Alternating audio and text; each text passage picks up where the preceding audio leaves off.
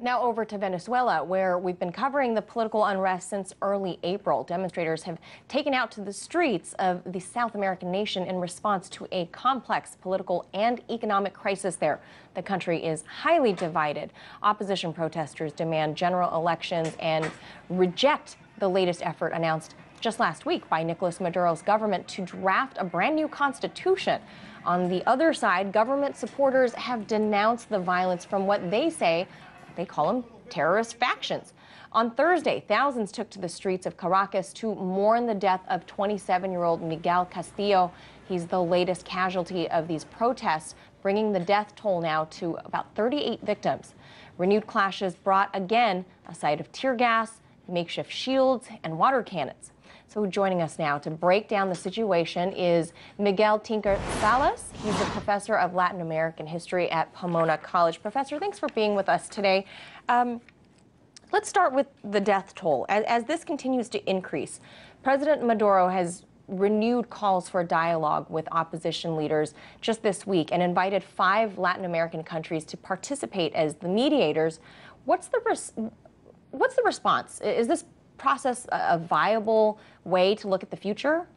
The response has been negative. I mean, the part of the opposition views negotiations with the government as treason. They have closed all options in terms of negotiations. They've even been critical of the Pope, who has offered to mediate and has proposed negotiations. But the reality is that the political solution is the only way out in Venezuela. The government protests, anti-government protests in particular, have been very effective in destabilizing the country, in exposing the weaknesses of the Maduro government. But by themselves, they are not going to resolve this crisis. This crisis is political and economic. It is deep. It is profound in Venezuela. It shakes the country to its very core, to its very notion of a nation dependent upon oil. And I think the only real solution here is for parties to negotiate process. The government can help that by immediately announcing elections.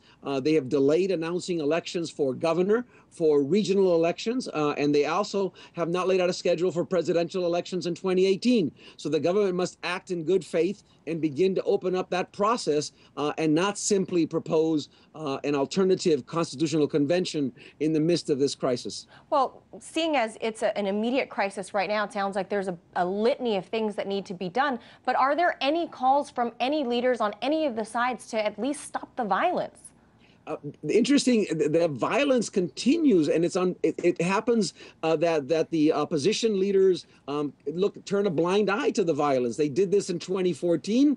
They're doing it again now. They see it as part and parcel of the process of creating ungovernability. Violence should be condemned by both the government and the opposition. It has no role in trying to mediate a serious political and economic problem in Venezuela. It only aggravates the conditions. The international media tends to focus on violence against the anti-government opponents, does not highlight the fact that violence is also being visited upon government supporters, against the military, against the police, against innocent bystanders. That's a tragedy in the context of Venezuela. Violence on all sides should be condemned and held accountable.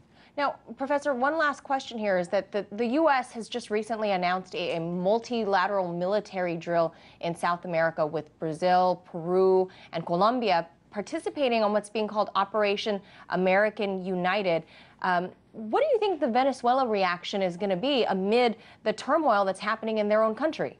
Well, I think that the military operation is scheduled for November. Understand that the U.S. military has continually been doing operations in the region, whether it's called Panax, or whether it's called Trade Winds, or called Unitas, or Operation Martillo. They occurred for the last 15 years. This one, in the context of Brazil, Chile, and Colombia, is so-called being held, and the U.S. is being invited. But the reality is that the U.S. has been pushing and promoting military cooperation for the last 50 years since World War II.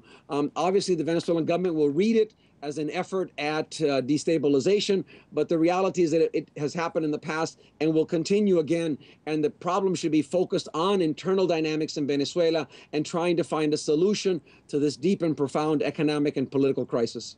Professor Miguel Tinker Salas, Professor of Latin American History at Pomona College, thank you so much for sharing your expertise with us. Thank you.